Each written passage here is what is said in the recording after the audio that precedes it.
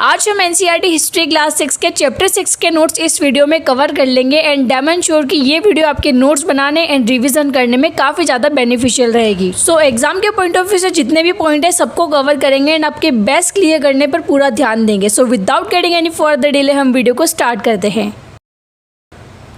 History के class 6 के chapter 6 का नेम है राज्य, राजा और एक प्राचीन गणराज्य, जिसका फर्स्ट इंपॉर्टेंट पॉइंट है राजा का चुनाव। जैसे कि आज तो हम अपने लीडर का चुनाव वोट देकर करते हैं, पर पहले के लोग किस तरह से अपना चुनाव करते थे आज हम इस वीडियो में जानते हैं। यहाँ पर लिखा है कुछ राजा संभवतः जन यानी लोगों द्वारा चुने जाते थे, परंतु करीब 3000 साल पहले राजा बनने की इस प्रक्रिया में कुछ परिवर्तन दिखाई दिए। कुछ लोग बड़े यज्ञों को आयोजित कर राजा के रूप में प्रतिष्ठित हो जाते थे।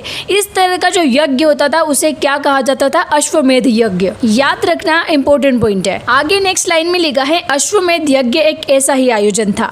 इसमें एक घोड़े को राजा के लोगों की देखरेख में स्वतंत्र विचरण के लिए छोड़ दिया जाता था। इस घोड़े को किसी दूसरे राजा ने अगर रोका तो उसे उस अश्वमेध यज्ञ करने वाले राजा से लड़ाई करनी पड़ती थी।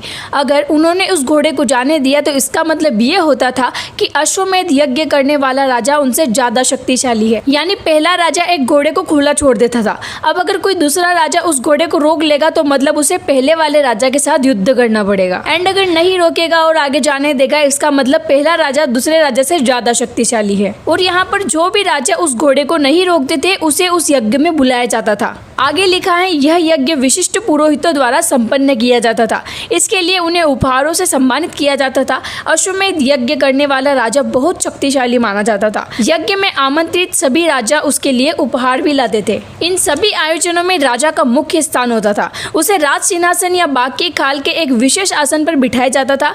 युद्ध क्षेत्र में राजा का सारथी ही उसका सहचर होता था। यज्ञ के अवसर पर वह राजा के विजयों तथा अन्य गुणों का गान करता था।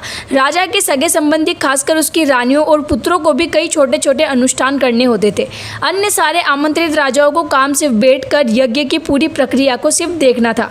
राजा के ऊपर पुरोहित पवित्र जल के छिड़काव के साथ साथ अन्य अनुष्ठान भी करता था। विष तथा वैश्य जैसे सामान्य लोग उपहार लाते थे जिन्हें पुरोहित शूद्र मानते थे। उन्हें कई अनुष्ठानों में शामिल नहीं किया जाता था। अब अगर वैश्य की बात आ गई तो जान लेते हैं कि हमारे वर्ण कितने भागों में विभाजित थे।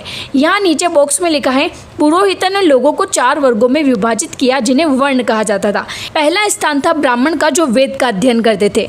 दूसरा स्थान था क्षत्रिय का जो युद्ध करते थे।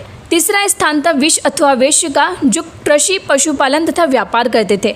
एंड चौथा स्थान था शूद्र का जो इन तीनों वर्णों की सेवा करते थे। नीचे लिखा है महिलाओं तथा शूद्रों को वेदों का अध्ययन करने का अधिकार नहीं था। आई होप आपका ये पॉइंट भी क्लियर हो गया। अब एक और टॉपिक है वेद। वेद होते हैं 4 प्रकार के, ऋग्वेद, यजुर्वेद, सामवेद और अथर्ववेद, जिसमें ऋग्वेद सबसे पुराना वेद है जिसमें आपको देवी देवता के बारे में जानने मिलेगा। वही अथर्ववेद में आपको जादू टोने की जानकारी मिलेगी। एंड ऋग्वेद की रचना कब हुई थी? करीबन 3500 साल पहले। इस चैप्टर में जो टॉपिक भी इंपॉर्टेंट है मैं आपको वही बता रही हूँ एंड वही आपके एग्जाम में आएंगे। जनपद काफी इंपॉर्टेंट टॉपिक है तो इसको थोड़ा बहुत देख लेते हैं। जनपद का शाब्दिक अर्थ है जन के बसने की जगह, मतलब जहाँ पर भी जन यानी लोग बसते हैं उसको जनपद कहा जाता है। अब आगे लिखा है करीब 2500 साल पहले कुछ जनपद अधिक महत्वपूर्ण बन गए इसलिए इन्हें महाजनपद कहा जाने लगा। मानचित्र 4 में कुछ महाजनपदों को दिखाया गया है। अधिकतर महाजनपदों की एक राजधानी होती थी। कई राजधानियों में किलेबंदी की गई थी, अर्थात इनके चारों ओर लकड़ी, ईंट या पत्थर की ऊंची दीवारें बनाई गई थी। ऐसा लगता है कि लोगों ने अन्य राजाओं के आक्रमण से डरकर अपनी सुरक्षा के लिए किलों का निर्माण किया। कुछ राजा अपनी राजधानी के चारों ओर विशाल, ऊंची और प्रभावशाली दीवार खड़ी कर अपनी समृद्धि का बखान करते थे। ठीक है, यहाँ पर इस मैप में आपको बहुत सारे महाजनपद देखने मिलेंगे। टोटल 16 महाजनपद थे। यहाँ पर आपको कुछ मैं बता देती हूँ, जो गांधार हैं, अवंती हैं, कौशल, पांचाल, इन सभी को हम देख लेंगे, इनकी राजधानी भी देख लेंगे। नेक्स्ट पेज पर लिखा है कौशाम्बी किले की दीवार है ये। यहाँ पर जो आपको चित्र में दिख रही है यह चित्र आधुनिक उत्तर प्रदेश के इलाहाबाद के पास मिली ईंट की दीवार का अवशेष है। इसके एक भाग का निर्माण संभवतः 2500 साल पहले हुआ था। ठीक है, अब नेक्स्ट पेज पर आपको कर के बारे में बताया गया है। कर आपको पता होगा जो टैक्स अपना सरकार लेती है उसी तरीके से पहले राजा लोगों से कर लिया करता था। यहाँ पर कई पे कर लगते थे, तो फसलों पे कर लगते थे, कारीगर के ऊपर भी कर लगाए जाते थे, पशुपालकों को जानवरों या उनके उत्पाद के रूप में कर देना पड़ता था। यहाँ पर लिखा है व्यापारियों को सामान खरीदने बेचने पर भी कर देना पड़ता था। हम भी कोई खाने का सामान लेते हैं या कुछ प्रोडक्ट लेते तो उस पर भी हमें टैक्स पे करना पड़ता है, तो पहले भी ऐसे किया जाता था।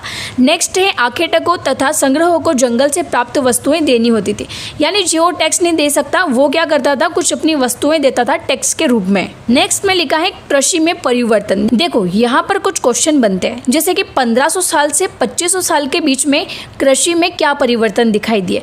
तो यहाँ पर अगर आप इस टॉपिक को स्किप करते हो तो फिर आपको ये पता कैसे चलेगा कि क्या डिफरेंस हुए। यहाँ लिखा है इस युग में कृषि के क्षेत्र में 2 बड़े परिवर्तन आए। पहला परिवर्तन था हल के फाल अब लोहे के बनने लगे। अब कठोर जमीन को लकड़ी के फाल की तुलना में लोहे के फाल से आसानी से जोता जा सकता था। नीचे लिखा है दूसरा परिवर्तन क्या था, तो लोगों ने धान के पौधों का रोपण शुरू कर दिया, अर्थात खेतों में बीज छिड़क कर धान उपजाने के लिए धान की पौध तैयार कर उनका रोपण शुरू करना चालू किया। यानी जो पौधे होते हैं छोटे छोटे, उनका रोपण उन्होंने स्टार्ट कर दिया। अब पहले की तुलना में बहुत ज़्यादा पौधे जीवित रह जाते थे, इसलिए पैदावार भी ज़्यादा होने लगी। इसमें कमरतोड़ परिश्रम लगता था। ये काम ज़्यादातर दास दासी तथा भूमिहीन खेतीहर मजदूर करते थे। आगे नेक्स्ट पेज पर मगध एंड वज्जी यानी 2 महाजनपद के बारे में बताया गया। तो मगध के बारे में थोड़ा जान लेते हैं। लगभग 200 साल के भीतर मगध सबसे महत्वपूर्ण जनपद बन गया। गंगा और सोन जैसी नदियां मगध से होकर बहती थी, जो कि यातायात, जल वितरण और जमीन को उपजाऊ बनाने के लिए बहुत महत्वपूर्ण थी। मगध का एक हिस्सा जंगलों से भरा था। इन जंगलों में रहने वाले हाथियों को पकड़कर उन्हें प्रशिक्षित कर सेना में काम पर लगाया जाता था। यही नहीं, जंगलों से घर, गाड़ियां तथा रथ बनाने के लिए लकड़ी भी मिलती थी। इसके अलावा इस क्षेत्र में लोहे अयस्क की खदानें हैं।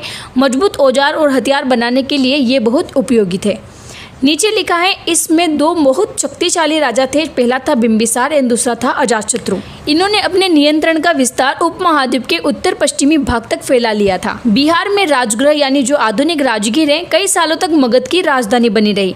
बाद में पाटलिपुत्र यानी आज के पटना को इसकी राजधानी बना लिया गया। किसकी? मगध की बात कर रही है। नाउ वज्जी महाजनपद के बारे में लिखा है मगध एक शक्तिशाली राज्य बन गया था।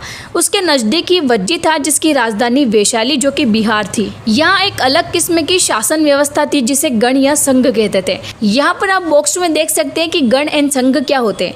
गण शब्द का प्रयोग कई सदस्यों वाले समूह के लिए किया जाता है एंड संघ अर्थात संगठन या सभा। बुद्ध तथा महावीर के बारे में आप चैप्टर 7 में पढ़ लोगे। जो जो भी इंपॉर्टेंट है मैं आपको बता देती हूँ। नेक्स्ट पेज पर यहाँ पर कई शक्तिशाली राजा इन संघों को जीतना चाहते थे। इसके बावजूद उनका राज्य अब से लगभग 1500 साल पहले तक चलता रहा। उसके बाद गुप्त शासकों ने गण और संघ पर विजय प्राप्त कर उन्हें अपने राज्य में शामिल कर लिया। इसके बारे में अपन चैप्टर 11 में पढ़ेंगे एंड इस चैप्टर में और कुछ ज़्यादा इंपॉर्टेंट नहीं है। लास्ट में ये कुछ डेट्स देख लेते हैं जो आपके एग्जाम के पॉइंट ऑफ व्यू से इंपॉर्टेंट हो सकती है। नए शासक लगभग 3000 साल पहले, महाजनपद लगभग 3000 साल पहले, सिकंदर का आक्रमण लगभग 2300 साल पहले, गण या संघ राज्यों का अंत 1500 साल पहले। अगर आप ये एनसीईआरटी नोट्स लेना चाहते हैं तो ले भी सकते हैं। टेलीग्राम यूजर नेम पर कांटेक्ट करना पड़ेगा आपको roxanne4311 ROXANNE4311 एंड साथ में अगर आपको ये वीडियोस पसंद आती है तो आपको डेली लेक्चर्स देखने हैं ताकि आपका बेस अच्छे से कवर हो एंड आपको सारे इंपॉर्टेंट पॉइंट्स पता चल जाए क्योंकि यही सब आपके आगे स्टैंडर्ड बुक्स में आएगा। सो इन्फॉर्मेशन कैसी लगी आपका फीडबैक कमेंट में जरूर दिया करें। सो धन्यवाद, मिलते हैं स्टडी कैफे में नई वीडियो के साथ। जय हिंद।